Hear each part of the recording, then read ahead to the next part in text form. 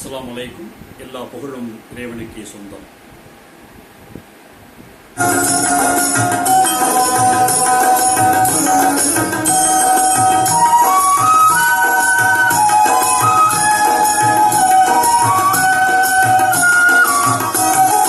இறைவனிடம் கையேந்துங்கள், அவன் இல்லை என்று சொல்லுவதில்லை.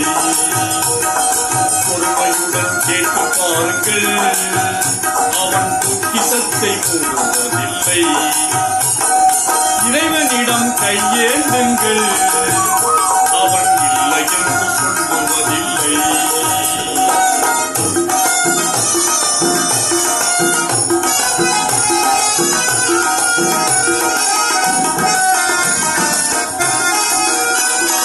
இல்லை என்று சொல்லும் மனம் இல்லாதவன், ஈடு இணை இல்லாத கருணை உள்ளவன், இன்னப்பட்டு எழும் குரலை கேட்கின்றவன், எண்ணங்களை இதயங்களை பார்க்கின்றவன்.